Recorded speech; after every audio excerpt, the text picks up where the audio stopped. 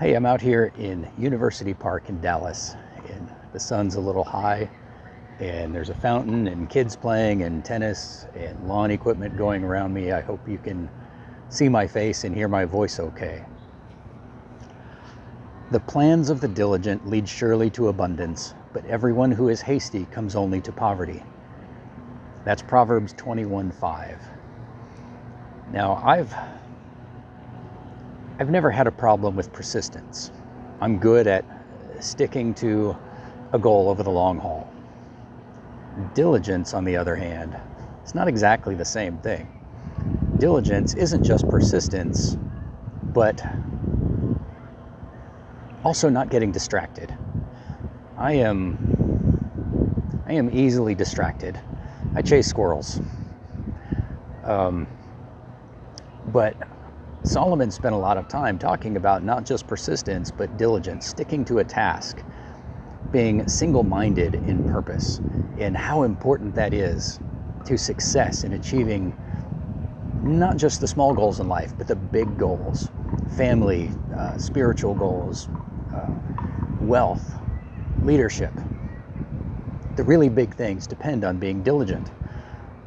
He also said in Proverbs chapter 12, the hand of the diligent will rule, while the slothful will be put to forced labor. So the diligent are people who are persistent. They keep on a task. They are not easily distracted, and they don't go off running on tangents all the time. And they work hard. They are not lazy. They put their hand to the plow, and they keep pushing, or keep guiding, as the case may be. Samuel Johnson, 18th century writer, said that what we hope ever to do with ease, we must first learn to do with diligence. Mastering diligence, mastering hard work, perseverance, and single-mindedness today will make things much easier in the future. And these are very hard disciplines to learn, but they do pay back dividends 100-fold.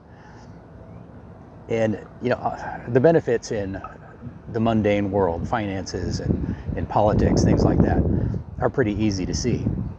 John D. Rockefeller, another quote: "Singleness of purpose is one of the chief essentials for success in life, no matter what may be one's aim." Now, of course, Rockefeller is famous for his success in business, and like many other of the super successful people in the world, he was a master of single-mindedness, of identifying a single goal and pursuing it relentlessly.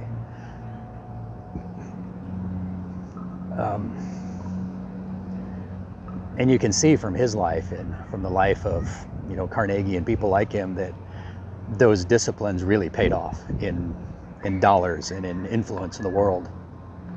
But there's another side where this is just as important, and that's in the spiritual side. If you are easily distracted, you will be constantly gaining ground. Your spiritual life is like a river with a fast, deep current. And if you are not single-minded, if you are not constantly and consistently moving forward, you will be sliding backwards.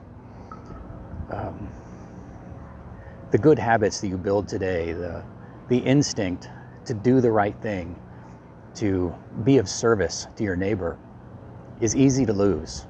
And you have got to set your mind on being more like Yeshua, more Christ-like every day. And you've got to have the discipline to stick to it, to always be moving forward, to always refining that character. Paul wrote a number of times, "Let us not grow weary of doing good, for in due season we will reap if we do not give up." He wrote that to the Romans, to the Galatians. I'm sure there are some other places where he wrote essentially the same thing. And Yeshua said very similar words a couple of times himself. He who endures to the end will be saved. And that enduring to the end implies persistence and a single-mindedness of purpose, not professionally necessarily, but in spiritual matters.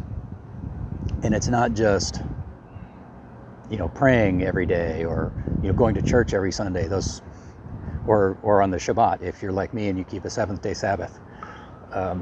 Those things are really important, but they're not the most important things.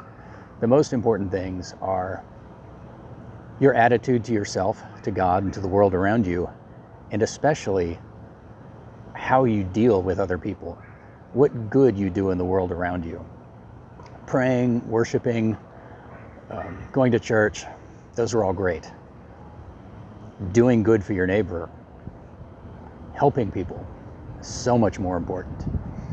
And it's important that we keep doing these good works, the good works that really count, day after day, year after year, for our entire lives, becoming more and more like Yeshua as time goes by, so that when we finally get to that throne room at the end, we will have no doubts whatsoever that our King will say, "Well done, good and faithful servant."